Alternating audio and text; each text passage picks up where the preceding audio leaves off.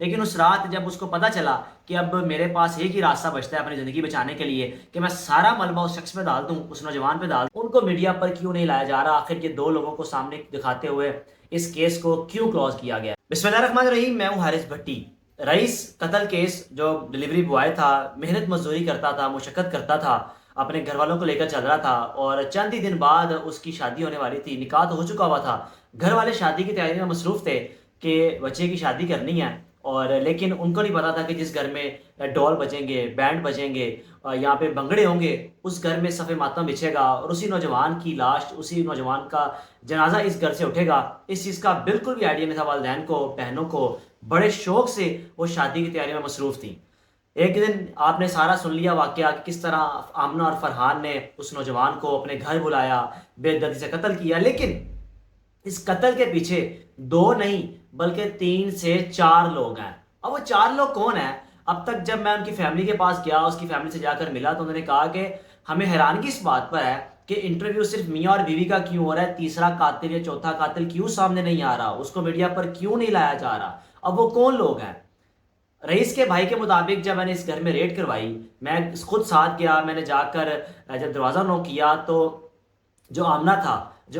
جو آمنہ تھی، آمنہ کا دیور یعنی کہ فرحان کا بھائی باہر آیا، اور ایک دم فیل اس نے کروایا کہ کچھ ہوا ہی نہیں۔ اور ہم نے پوچھا کہ بھئی آپ کے گھر ڈلیوری بوائے جو میرا بھائی ہے، وہ رات کو لاسٹ پارسل اس گھر میں اس نے دیا ہے، وہ کہاں پہ گیا ہے، وہ کہاں پر ہے، مل نہیں رہا، وہ پتہ نہیں چل رہا کہ وہ کہاں پر ہے، آخری لوکیشن اس گھر کی آ رہی ہے۔ تو اس نے صاف صاف انکار کر دیا کہ ہمیں تو پتہ ہی نہیں اس چیز کا۔ پھر اس پولیس والوں نے پوچھا کہ آپ کے گھر میں آمنہ کون ہے، تو اس نے بتایا میری بھابھی ہیں۔ تو انہوں نے کہا کہ آپ کی بھابھی کے ایک نمبر پہ آخری کال ہوئی ہے، جس کے بعد رئیس گمشدہ ہو گیا اور ابھی تک ہمیں مل نہیں پا رہا۔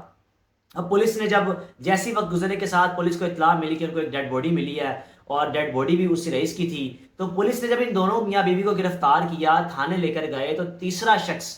جو کہ فرحان کا بھائی تھا، کیونکہ جو فیملی ہے رئیس کی فیملی، اس کے مطابق کہ فرحان اکیلے نے یا اس کی بیوی نے ہمارے بیٹے کو، ہمارے بھائی کو بے دردی سے نہیں مارا،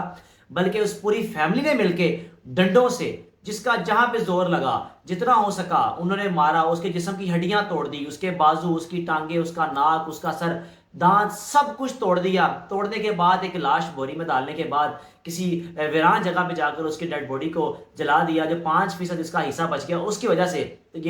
یہ قسم کی ان کو پہچان ہو سکی کہ یہ بلکہ رئیس ہے، یہ کوئی اور نہیں ہے، وہی ڈلیوری بوائے ہے جو پچھلے ایک دن سے گمشدہ ہے اور اس کی ڈیڈ باڈی نہیں مل رہی۔ اب تیسرا قاتل کون ہے؟ اس فیملی کے مطابق تیسرا قاتل اس وقت جیل میں ہی ہے، لیکن وہ میڈیا پر کیوں نہیں آ رہا، اس کو کیوں چھپایا جا رہا ہے؟ وہ فرحان کا بھائی ہے، چھوٹا بھائی ہے فرحان کا، جو اس قتل میں پورا ملوث ہے۔ اس نے اس کے ساتھ مل کے مارا، کیونکہ کسی ایک شخص کے یہ وار نہیں رکھتے، کوئی ایک شخص کسی شخص کو اتنا مار نہیں سکتا، اور ویسے بھی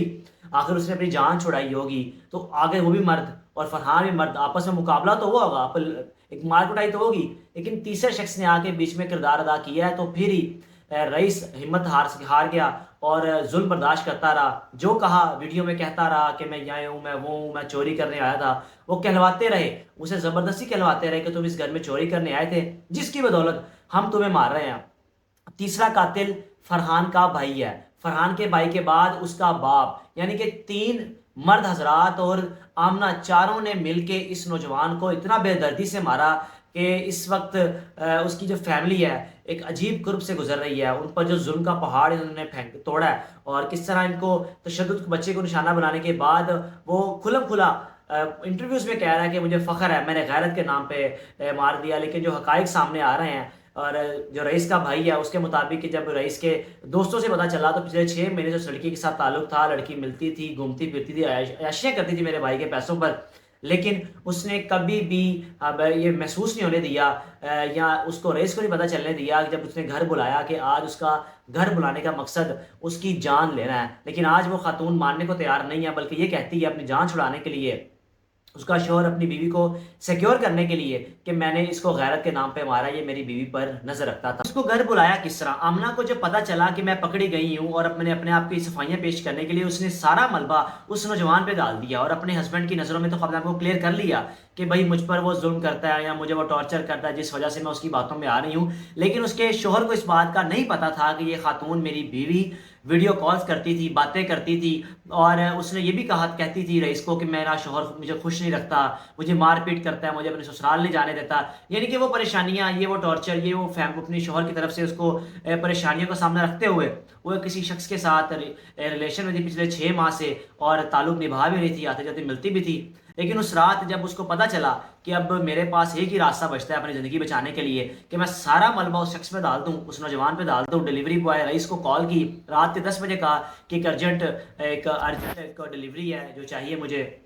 وہ نوجوان نہ کھانا کھایا, ابھی گھر گیا یا نہ اپنی والدہ کو ملا, والدہ سوئی ہوئی تھی بہنوں کے بقول, اور بنا سوچے سمجھے گھر سے نکل گیا. اور اس دن کے بعد اگلے دن پتہ چلتا ہے کہ بھئی ہمارے بھائی کی جان لے لی. اب ان کی فیملی کی طرف سے مطالبہ یہ کیا گیا, میں نے بھی انٹرویو کیا, کہ تیسرے شخص کا انٹرویو کیوں نہیں کروایا جا رہا, تیسرے شخص کو ایکسپوز کیوں نہیں کروایا جا رہا, کیا کسی ایس ایچ او نے پیسے تو نہیں لیے ہوئے, یا فرحان یا کوئی ایسی ان کا اثر و رسوخ تو نہیں ہے, لیکن جو تیسرے شخص کو چھپایا جا رہا ہے. یہ وہ سوالات ہیں جن کا جوابات آنا باقی ہیں. اور وہ شخص جو تیسرا قاتل ہے, جو اس کا باپ اس میں ملوث تھا, ان کو میڈیا پر کیوں نہیں لایا جا رہا, آخر یہ 2 لوگوں کو سامنے دکھاتے ہوئے اس کیس کو کیوں کلوز کیا گیا ہے. اپنے میزبان کو اجازت دیجیے, اللہ حافظ. نہیں اب اس میں